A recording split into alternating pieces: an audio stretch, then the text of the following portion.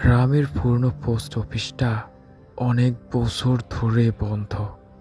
লোকজন বলে ওখানে এখন কেউই যায় না, কারণ রাত 12টার পরেও একটা শব্দ শোনা যায়, ঠিক টিক টিক করে, যেন কেউ ডাক বাক্সে চিঠি ফেলছে।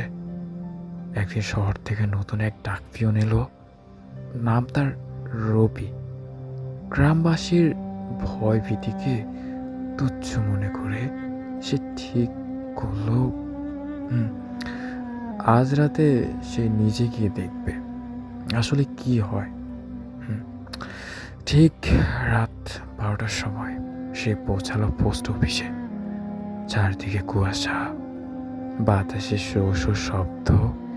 কাঠের পুরনো দরজা ঠেলে ভেতরে ঢুকতেই একটা ঠান্ডা হাওয়া বুকের ভেতর দিয়ে কাঁপিয়ে গেল। ঠিক তখনই টিক টিক টিক টিক করে শব্দটা। রবি তাকিয়ে দেখলো একটা সাদা পোশাক পরা মেয়ে ট্রাক বাক্সের সামনে দাঁড়িয়ে আছে।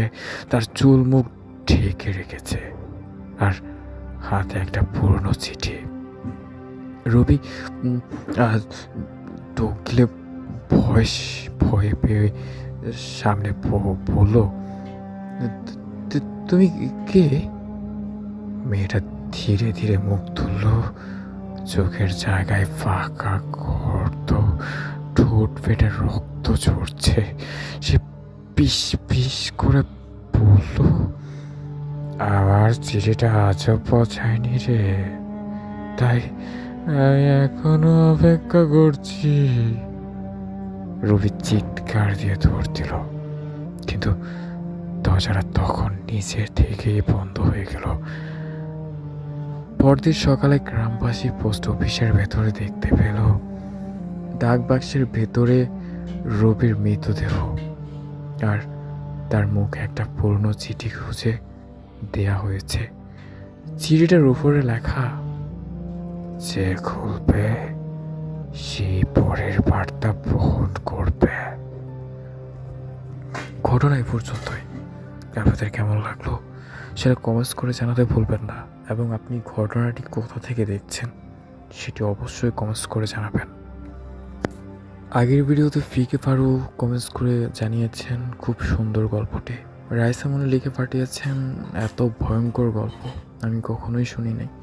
জানাতুল আক্তার লিখে পাঠিয়েছেন, ভাইয়া আরও ভয়ঙ্কর ভূতের গল্প দিবেন। আমি আর আমার বান্ধবী এটা শুনে খুবই ভয় পেয়েছি। ভাইয়া আমার নামটাও নিয়েন। অবশ্যই আপনার নামটা নিলাম।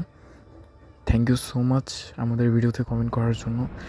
আওয়াল মিয়া আমাদের সাথে আছেন, এবং প্রিয়া বাদ্রা আমাদেরকে ইমোজি পাঠিয়েছেন।